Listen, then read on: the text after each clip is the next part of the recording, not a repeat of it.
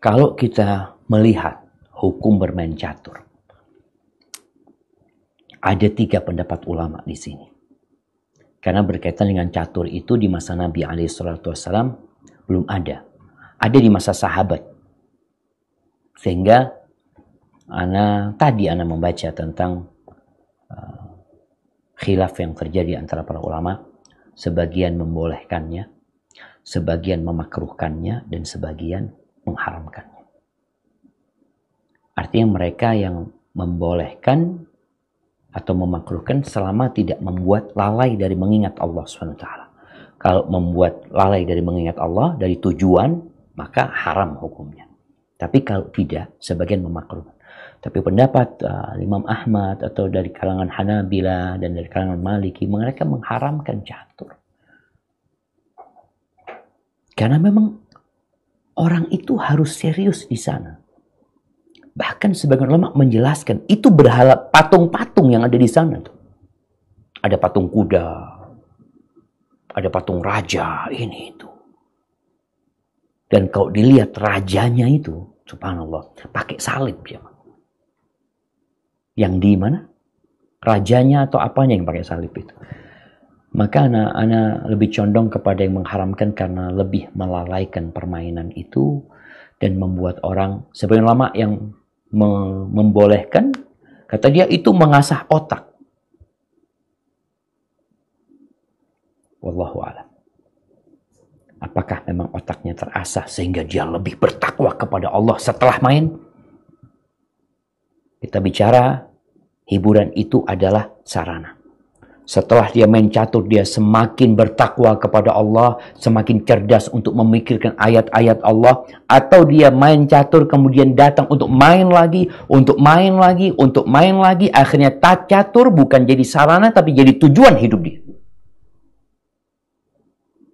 Kayaknya yang terjadi seperti itu.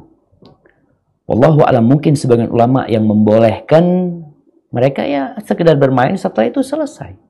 Tapi kalau sudah jadikan tujuan, bahkan diperas otaknya hanya untuk itu. Wallahu a'lam bishawab. Ana lebih condong kepada mereka yang mengharamkan catur itu, jamaah.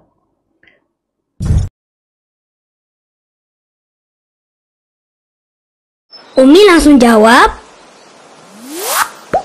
Beda banget, Ubay sayang. Allah Maha Kuasa, Maha Pencipta. Kalau bicara hukum nonton film kartun, memang kalau kita membaca fatwa para ulama tentang hal ini, sebagian di antara mereka membolehkan menonton film-film kartun yang tidak mengandung unsur-unsur yang terlarang.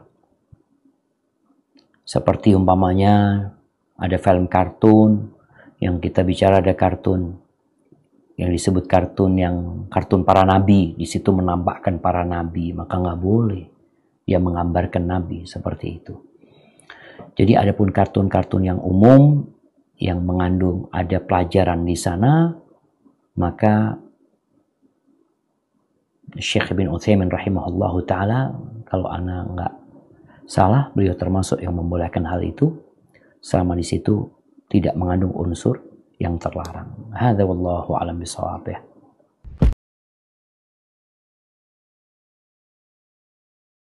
Drakor itu apa yang ditonton di sana? Orang yang pacaran kayaknya gitu loh. Artinya drama-drama Korea ini disukain sama anak-anak muda ya. Dulu yang disukai anak muda itu apa? Ada film-film India ya, yang ada cinta macam-macam lah. Kemudian sekarang berubah nih menjadi drakor. Apa yang ditonton itu? Perempuan di sana yang sedang melakukan perbuatan yang haram, laki-laki yang tampan-tampan, yang buat nafsu para perempuan, juga perempuan yang cantik-cantik, yang membuat laki-laki jadi birahi dengan mereka. Artinya hiburan ini ternyata mengandung unsur-unsur yang dilarang dalam agama. Hukumnya ya jelas, udah nggak boleh gitu loh. Seperti itu.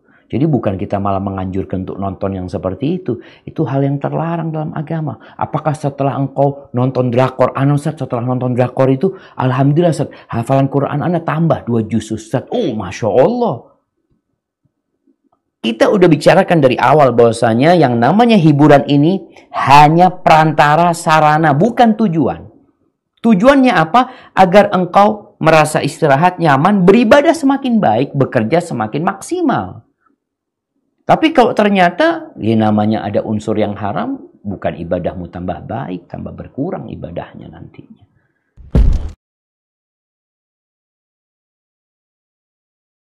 Agar orang-orang Yahudi tahu bahwa di agama kita ini ada istirahatnya gitu loh. Ada hiburan dalam agama kita. Itu Islam, jemaah. Kemudian kita lihat bagaimana Nabi sendiri mempraktekkan hiburan.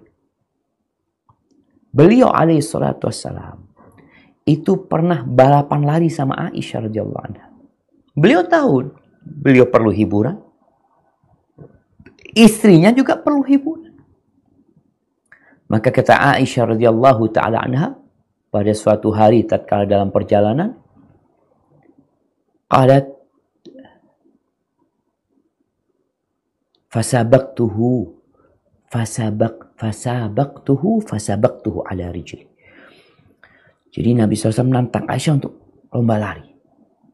Jadi ketika beliau bersama para sahabatnya suruh jalan duluan. Nabi di belakang nih sama Aisyah berdua.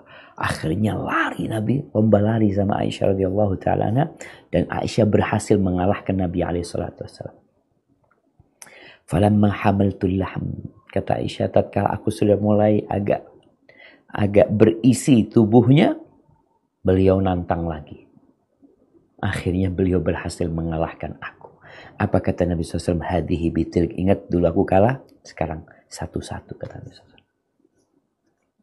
Oh, perlu hiburan? Iya.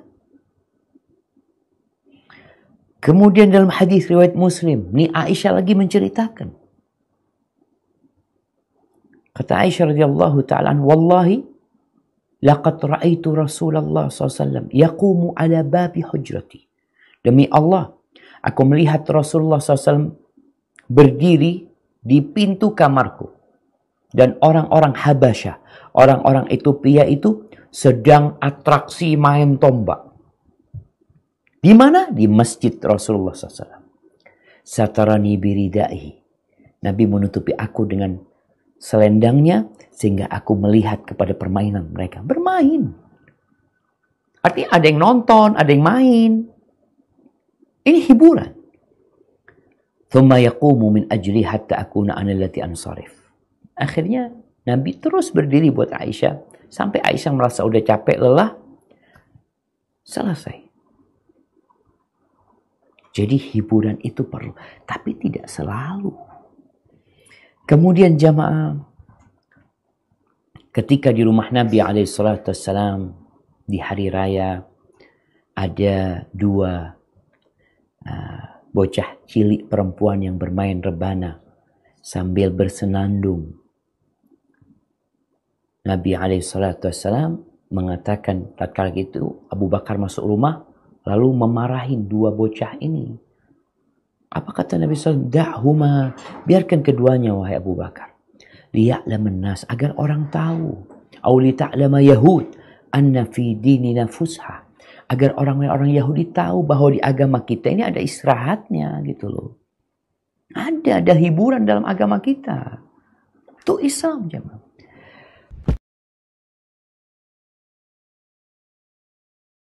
Sedikit rumah tangga yang dibangun di atas cinta itu sedikit. Terus kenapa kita bertahan?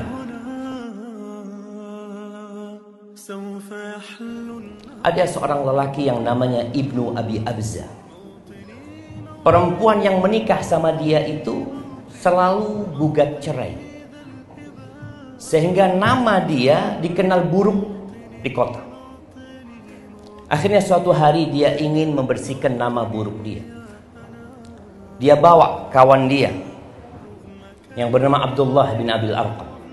Sini, engkau mau aku kasih tahu kenapa sih perempuan-perempuan itu gugat cerai kalau zuat sama anak. Dibawa ke rumahnya. Lalu Ibn Abi Abza ini tanya sama harim, anshuduki billah, hal tuhibbina? Aku bersumpah minta kejujuranmu. Aku minta dengan nama Allah. Apakah engkau cinta sama aku? Kata harimnya, enggak usah ngomong itulah. Enggak, aku minta kejujuranmu dengan nama Allah. Engkau cinta sama aku apa enggak?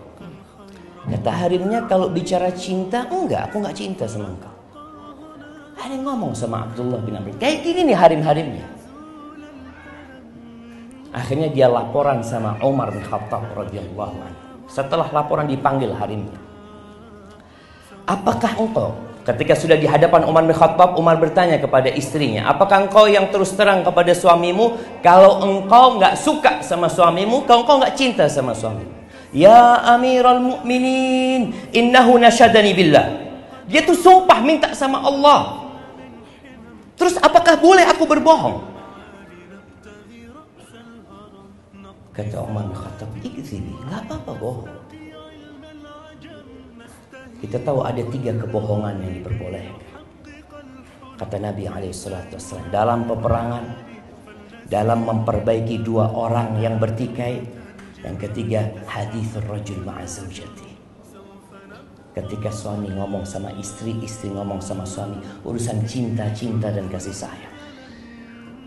Lalu Umar mengatakan, fa inna aqallal buyut allati tubna 'alal hubb. Sedikit rumah tangga yang dibangun di atas cinta itu sedikit. Terus kenapa kita bertahan? Kenapa sampai hari ini ada yang sampai 40 tahun dia menikah, dia bisa bertahan? Apakah karena cinta? Mungkin sebagian rejal sudah kepingin zuat lagi. Sudah hilang cintanya sama harimnya, tapi miskin ini sudah ajus. Iya. Begitu pula sebagian perempuan udah gak cinta sama rejalnya. Udah sakit-sakitan rejalnya. Dia berpikir capek anak ngerawat rejal anak. Tapi kenapa kok bertahan rumah tangga itu? Wa min ayati. Itu tanda-tanda kebesaran Allah Azza wa Jalla. Ada sakinah dalam rumah itu. Walaupun cinta mungkin sudah mulai redup. Umar mengatakan, walakinnan nas yata'asharuna bil islami wal ihsan. Orang tuh bisa bertahan rumah tangganya karena dalam menggauli istrinya, istri menggauli suaminya, dasarnya itu Islam. Dasarnya itu karena diperintahkan berbuat baik. Jangan sama harim kita, sama ayam pun kita disuruh berbuat baik. Sama kucing pun kita diperintahkan untuk berbuat baik. Apalagi sama harim kita.